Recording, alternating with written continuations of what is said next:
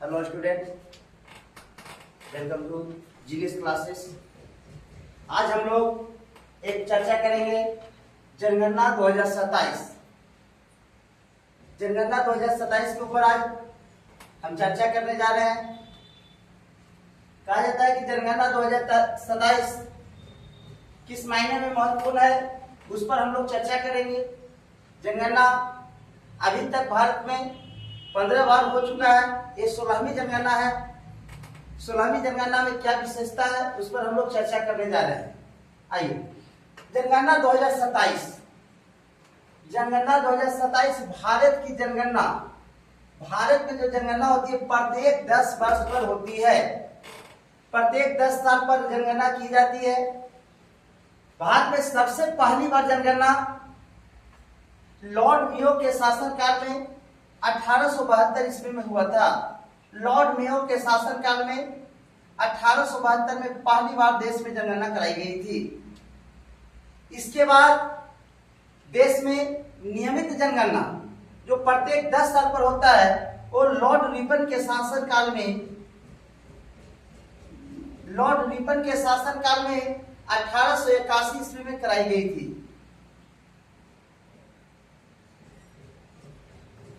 और इसके बाद जब हमारा देश स्वतंत्र हुआ तो स्वतंत्र भारत में पहली बार 1951 ईस्वी में जनगणना कराई गई थी। इस हिसाब से नियमित जनगणना के तौर पर अगर हम लोग काम करते हैं तो ये हमारे देश की 16वीं जनगणना है। हमारे देश का 16वीं जनगणना है। और आजादी के बाद ये हमारे देश की 8वीं जनगणना है। जनगणना 2027 2 चरणों में होना है। पहला चरण में मकान की सूचीकरण और आवास पर चर्चा किया जाएगा। मकान का सूचीकरण, आवास की गणना की जाएगी। इसकी अवधि रखी गई है 1 अप्रैल से 30 सितंबर 2026 तक। साथ ही इसमें उद्देश्य है, पहला चरण का उद्देश्य है कि घरों की स्थिति का पता लगाएं, सुविधाओं और संपत्तियों का विवरण जुटाना। चरण 2 में अवधि रखी गई है फरवरी 2027 तक। 2027 तक चरण 2 को पूरा करना। इसमें जनसंख्या यानी जनगणना का गणना करना, जनसंख्या की गणना करनी है। संदर्भ तिथि 1 मार्च 2027 की है।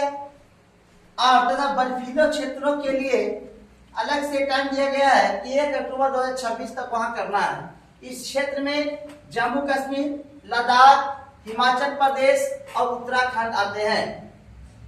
पहली बार 2027 की जनगणना एक डिजिटल जनगणना है। अभी तक भारत में एक भी डिजिटल जनगणना नहीं हुई है। ये पहली बार डिजिटल जनगणना है। और जाति आधारित जनगणना पहली बार 1931 ईस्वी में हुआ था। और ये जाति आधारित जनगणना अब स्वतंत्र भारत में पहली बार 1931 में हुआ था और ये दूसरी बार 2027 में की जा रही है।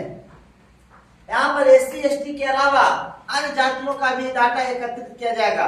SC/ST के अलावा अन्य जातियों का भी डाटा एकत्रित किया जा रहा है। जनगणना 2027 का ब्रांड एम्बेसडर सुदर्शन पटनायक जी को बनाया गया है।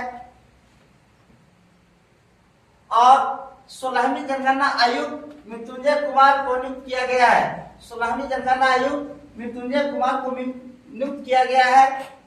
जनगणना 2027 का शुभांकर प्रगति और विकास है। Thank you. अब हम लोग मिलते हैं नेक्स्ट टॉपिक के साथ।